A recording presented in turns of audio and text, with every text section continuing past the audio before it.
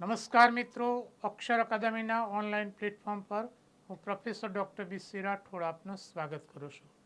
અંગ્રેજી વ્યાકરણની કચાશ દૂર કરવા માટે અને સ્પર્ધાત્મક પરીક્ષામાં વિદ્યાર્થીઓનો સારો દેખાવ થાય એટલા માટે આપણે અંગ્રેજી વ્યાકરણના નિયમોની ચર્ચા કરીએ છીએ.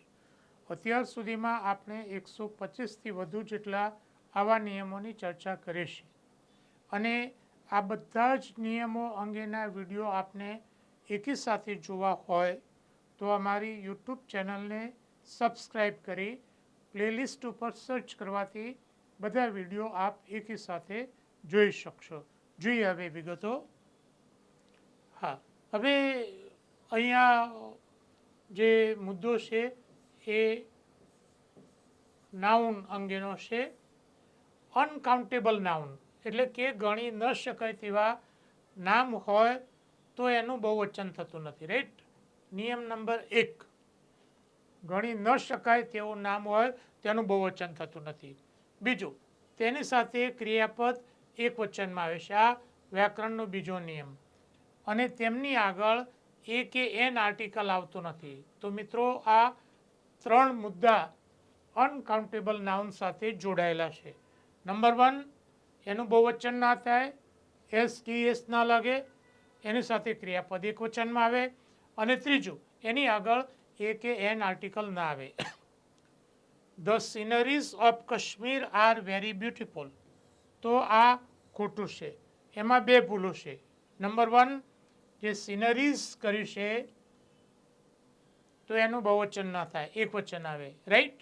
બીજી ભૂલ છે કે અહીંયા ક્રિયાપદ એક વચનમાં આવે. The scenery of Kashmir is beautiful. We have no informations about it. તો એ ઇન્ફોર્મેશન એ ગણી ન શકાય તેવું નામ છે એટલે એને એસ પ્રત્યે ન લાગે. એટલે સાચું એ થશે we have no information about it. આ સાચું થશે. રાઈટ. જોઈએ એના પછીનો મુદ્દો. ડબલ કમ્પેરેટિવ કે ડબલ સુપરલેટિવ ડિગ્રીનો ઉપયોગ એકી સાથે થતો નથી. મિત્રો, આ જે મુદ્દો છે એ ડિગ્રીને લગતો છે. એટલે ડબલ કમ્પેરેટિવ.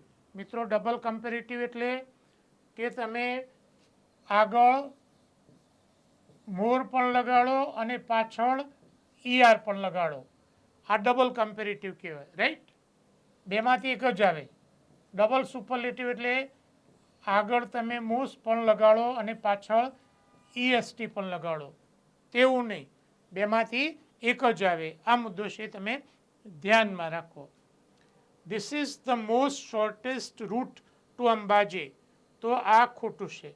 કેમ ખોટું છે? કારણ કે આ મોસ્ટ આવ્યું અને શોર્ટેસ્ટ. રાઈટ. એટલે ડબલ કમ્પેરેટિવ ના આવે. પાછળ ઈએસટી લાગે તો આગળ મોસ્ટ આવતું નથી. This is the shortest route to Ambaji. આ અંબાજીમાં મીન્સ અંબાજી જવાનો ટૂંકામાં ટૂંકો રસ્તો છે. This cloth is more cheaper than that cloth. તો આ ખોટું છે. કારણ કે અહીંયા મોર અને ઈઆર, અહીંયા ઈઆર છે એટલે આગળ મોર ના આવે, ડબલ કમ્પેરેટિવ ના આવે.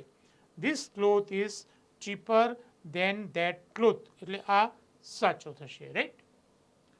વ્યાકરણની તૈયારી માટે અમારા 2 ખૂબ મહત્વના પુસ્તકો છે. Comprehensive English grammar and composition, અને બીજું પુસ્તક છે golden rules of English grammar. મિત્રો, આ જે પુસ્તક છે એમાં આપણે જે નિયમોની ચર્ચા કરીએ છીએ એવા 500થી વધુ નિયમો આ એક જ પુસ્તકમાં છે. ત્રીજું પુસ્તક easy way to learn difficult words અંગેનું છે, વોકેબ્યુલરી અંગેનું છે. ત્રણેય પુસ્તકો અકાદમી પર ઉપલબ્ધ છે. પરીક્ષાની તૈયારી કરતા વિદ્યાર્થીઓ માટે ખૂબ જ ઉપયોગી કહી શકાય એવી અમારી 2 ટેલિગ્રામ ચેનલ છે, બી રાઠોડ કરંટ અફેર્સ અને ગૌરવંતી ગુજરાતી. હજુ સુધી જો તમે અમારી આ બંને ટેલિગ્રામ ચેનલમાં જોડાયા ન હોય તો એમાં જોડાઈ જવા વિનંતી છે.